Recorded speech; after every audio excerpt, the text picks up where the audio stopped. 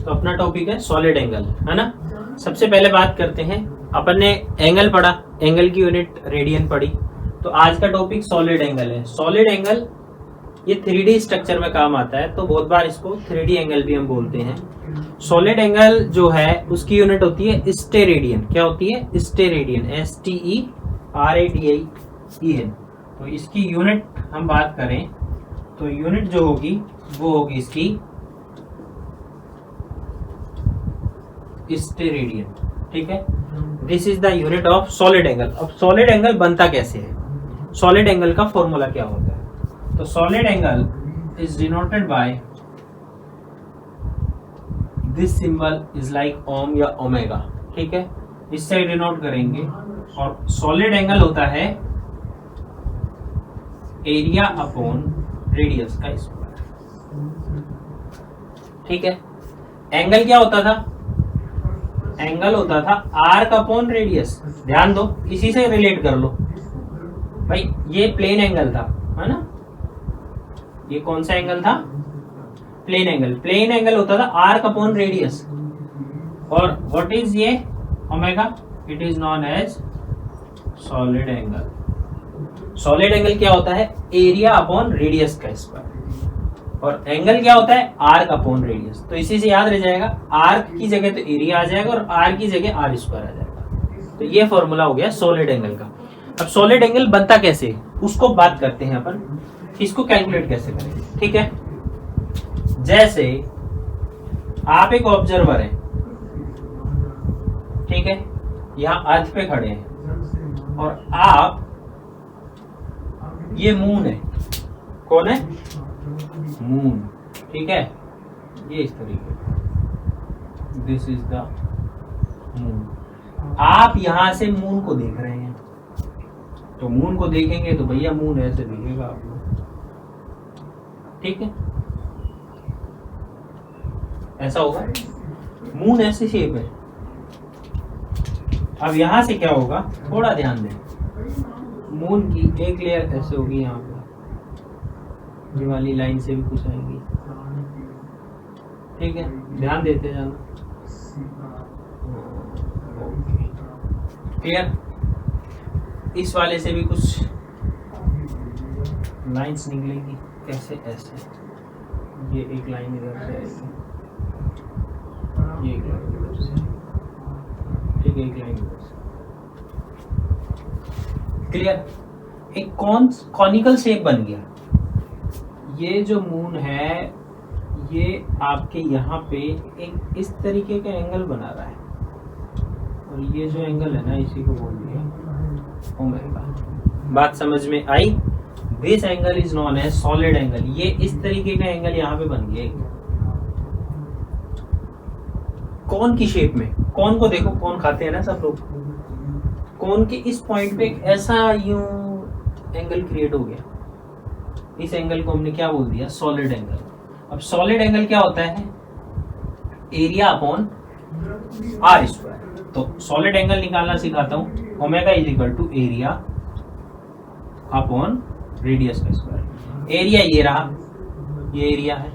मान लो कि इसकी जो रेडियस है वो है स्मॉल आर, किसकी? मून की। और यहां से यहां तक की जो रेडियस है इसको हमने बोल दिया, यहां से यहां तक की जो डिस्टेंस है इसको बोल दिया capital R.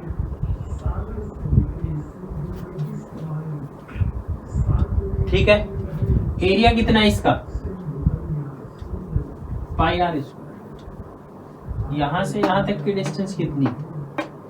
Are, R square is equal to solid angle. Point clear? Area, इसका एरिया, जो ऑब्जेक्ट सॉलिड एंगल बना रहा है अपनी एज पर, अपॉन यहां से यहां तक की डिस्टेंस कितनी है?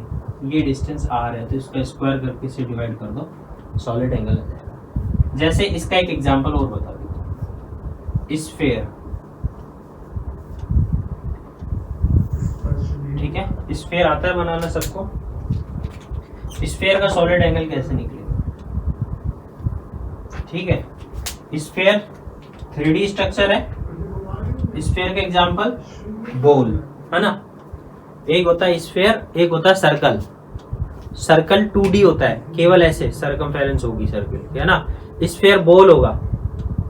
सर्कल में हम पानी नहीं भर सकते, बॉल में पानी भरा जा सकता है। तो जो फुटबॉल है वो एक स्फेरिकल शेप है, टेनिस बॉल है वो स्फीयर है, सर्कल नहीं है, ठीक है। तो ये स्फीयर है। स्फीयर का सॉलिड एंगल कैसे निकलेगा, तो omega is equal to area upon इसका यहां से यहां तक रेडियस आर। तो स्फीयर का एरिया कितना होता है स्फीयर का? स्फीयर का एरिया होता है 4 pi are square upon are square. तो इसका जो सॉलिड एंगल बना वो कितना बना भाई, 4 पाई। तो सॉलिड एंगल 4 पाई है, ठीक है। पॉइंट समझ में आ गया? ये स्फीयर का सॉलिड एंगल है, क्लियर। तो सॉलिड एंगल 3D एंगल है, एरिया अपॉन आर स्क्वायर इसका होगा।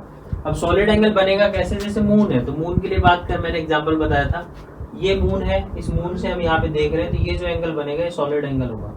अब सॉलिड एंगल होता है area upon are square. Area उस ऑब्जेक्ट का एरिया जिस पर कि हम देख रहे हैं, आर यहाँ से यहाँ तक की डिस्टेंस, इसका स्क्वायर कर दो, एरिया अपॉन आर स्क्वायर। तो एरिया हो गया इसका pi are square upon are square. This is the solid angle made by moon on the आई।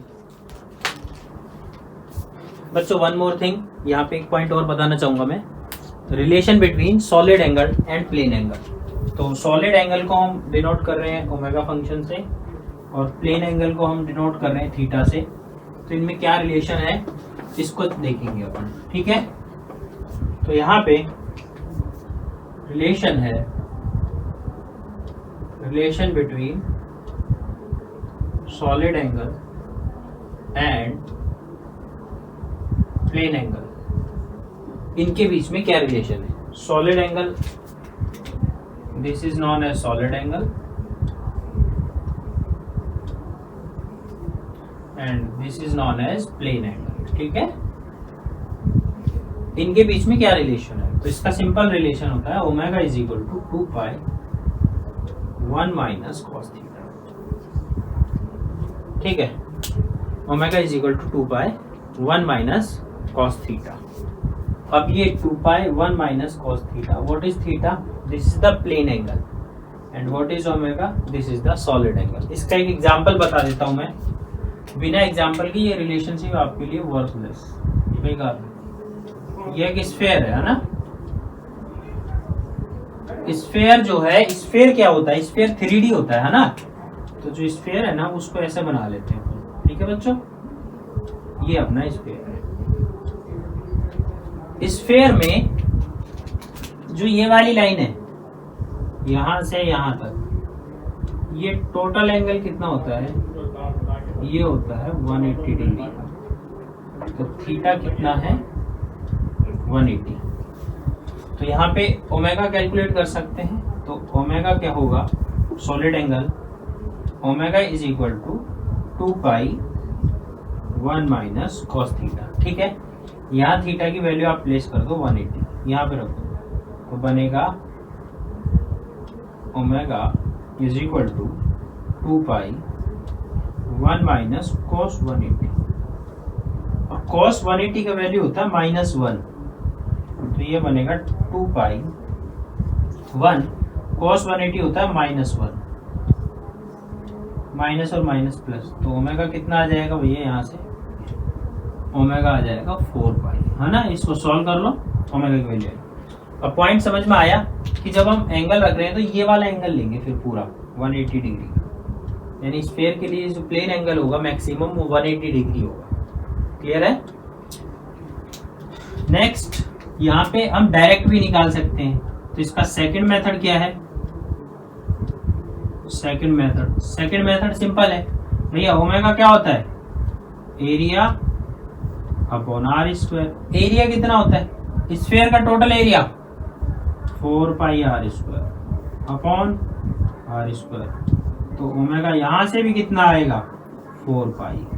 तो आई थिंक इस एग्जांपल से आपको ये समझ में आया होगा कि अगर आपको प्लेन एंगल पता है तो भी आप सॉलिड एंगल निकाल सकते हैं, और आपको सेकंड मेथड ये वाला फॉर्मूले से भी आप कैलकुलेट कर सकते हैं। तो this is a very important relation, इसको आप पॉइंट टू भी रिमेम्बर करेंगे।